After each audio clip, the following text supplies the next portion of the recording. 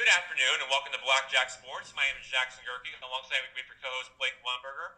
It has been long since we've been on a podcast. Ever since we were supposed to be doing it on Monday, but it's been rescheduled to Wednesday on some big topics that we must talk about to get covered with right here on BlackJack Sports. And with that, let's get right to it. Now let's begin with some NBA Eastern Conference Finals and the Western Conference Finals.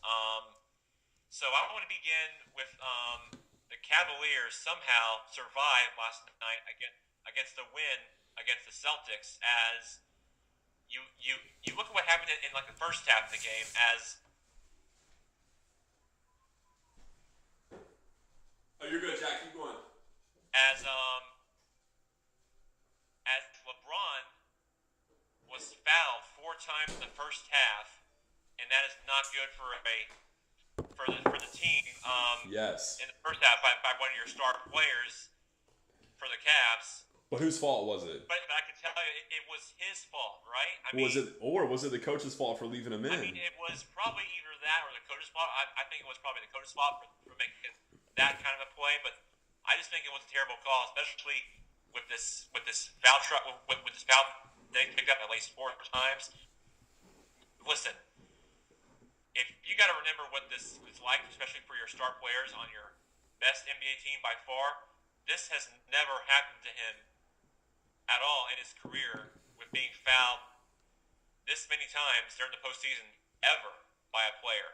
Now, Jack, especially with LeBron James. And I gotta get to your point about why this happened, because the reason why this happens and why the Cavaliers played terrible defense in one of those possessions in the first half is the Celtics have very good ball control, and they controlled the ball very well in the first half until the second half, where Kyrie Irving steps it up and makes those shots, and baby. Somehow, in some way, the Cavaliers bounced back from a Game 4 win over the Celtics, and that's how the game happened last night. Oh, look who it is. Oh. It's our only guest appearance ever, and she's back again just in time for BlackJack Sports. Jack, here let's pull up a chair in the studio for Casey. What do you think? That sounds like a great idea. All right, here she is, Jack. Now she'll weigh in on Monday, but we will get right to the biggest topics in all of BlackJack Sports to get caught up with ever since we've been off on Monday, and we're going to get right to it since she's with us right now. I'm not sure why she's not in the camera angle right now. She's really far away, but I'll just put the camera on her. Jack, okay. Let's hit her with some heavy topics. LeBron gets 4 fouls in the first 2 quarters. The coach left him in the game. We want to know if Casey thinks it's LeBron's fault. Should LeBron have taken himself out? Should the coach have taken him out? Or should he have stayed in and risked it? Jackson, until last night, he's had to put the team on his back in every game they've won. However, Kyrie Irving stepped up last night. Casey, what's your thought on this? Well, I'm not a huge LeBron fan, but... Oh, Jack. There we go. Are you, Jackson? Yes. And I will tell you this. Come on. LeBron James had got some pretty bad fouls throughout the entire first half, where until like in the late fourth quarter, where he missed a dunk, and that was where LeBron made his mistakes. I will tell you that LeBron is probably their best player by their team so far, with their star player and probably the leader of the team. But you see, LeBron, I think, in this next upcoming game on Thursday night, wait. has got to come up with a better game plan. That's where LeBron has to be right now. Whoa, Jack, you're forgetting about Kyrie Irving and what he did last night when LeBron was out of the game for so long. Jack, Kyrie Irving went 10 for 11 when LeBron stepped out of the game. What I'm trying to say is Kyrie Irving didn't, however, step up in the second half. It's just... Absolutely. I think the Cavaliers didn't play their game in the first half is what happened, and why they were down coming into the locker room.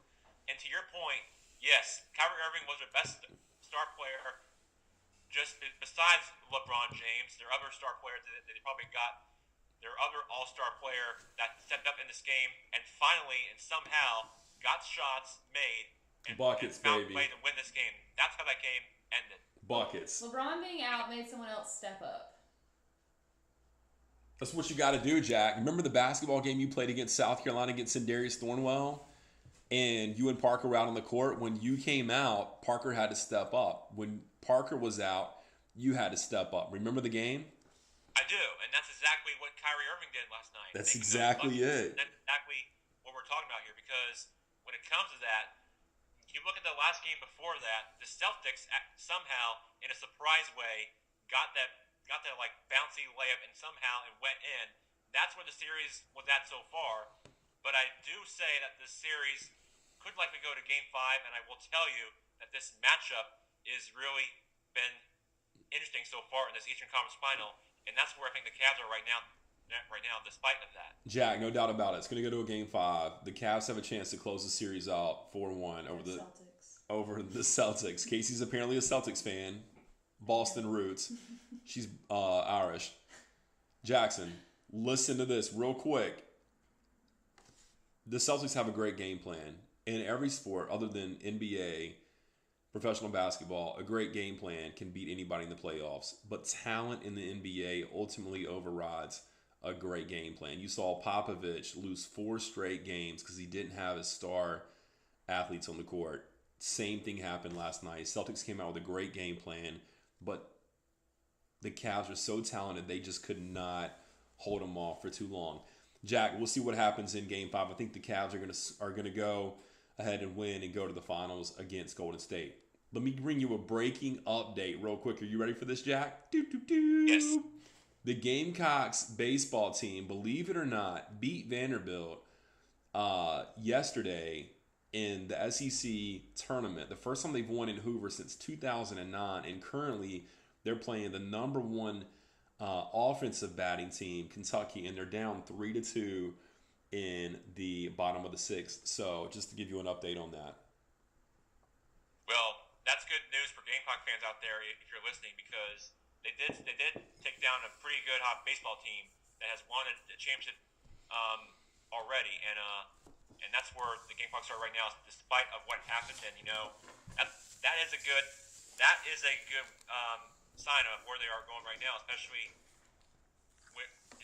for their win that they came so far of beating that pretty good baseball team. Jack, let me ask you this: the Gamecocks are the Kentucky of baseball. They can get any player they want to get. They're a number 1 recruiting team year after year. And here they are with the chance to not even make it to the NCAA playoffs. A lot of the fans have had great seasons for so long, they're ready for Holbrook to go. Here's the problem. Ray Tanner and Holbrook are best friends. Does Ray Tanner fire his best friend after one of the worst seasons they've had in decades? What happens? If I'm him, I wouldn't do it, because they are best friends. And that is definitely an important decision if that happens. I mean, you would fire him? Either way, it's going to go down the history, and that's where South Carolina baseball is right now. Wait, you would fire him?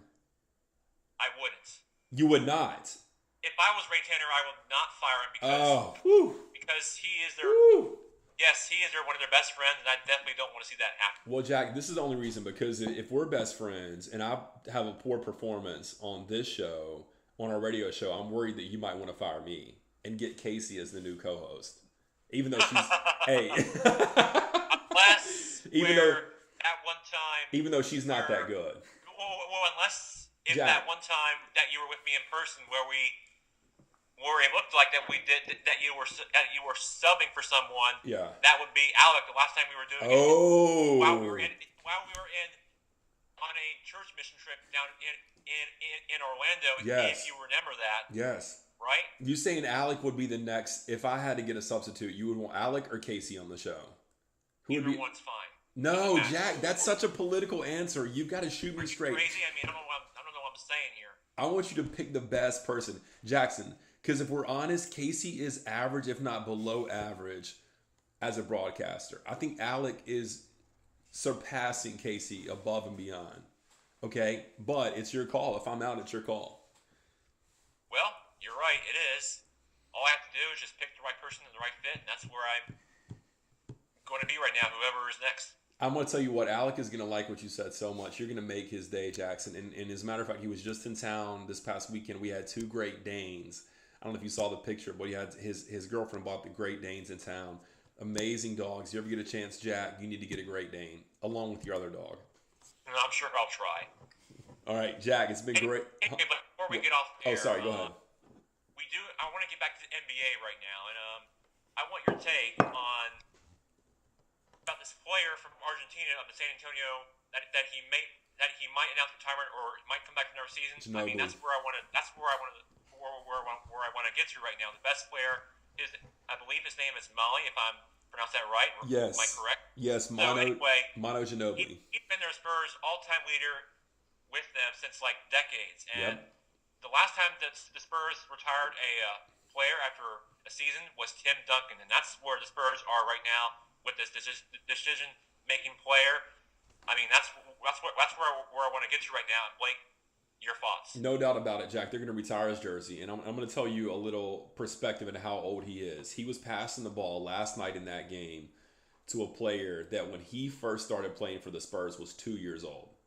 And last night he was passing him the ball in the game. That gives you an idea of how long he's been with the Spurs and how long he's been in the league. It was a great thing to see, Jack. They'll retire his jersey, and Argentinians are sad and upset about this, and they actually want him to come back and play one more year. But I think it's time for him to go.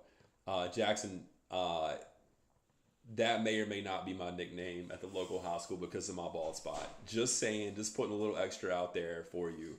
You have a great head of hair. However, I'm kind of bald. It's all good. Jackson, it's been a great Wednesday broadcasting with you. We've had a lot of topics. Casey was here. She had an average performance.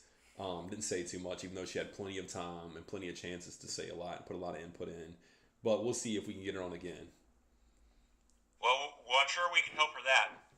That's for sure. She's going to need some. If that's never going to happen one day, but yeah, I'm sure we'll see about that. But I'm sure it'll happen. So I'm sure it'll go fine. Thanks, Jackson. Thank you. See you, Casey. Bye. Thank you for having us on the show. Hey, thanks for letting me. All right, Jack. We'll see you, man. Anytime. Hey, signing off. Jackson, Tampa Bay, Florida. Blake, hurricane, tornado, rainy, Charleston, South Carolina. It's been great broadcasting with you. Anytime, Blake. See you, Jack. Stay safe. You Take too. care.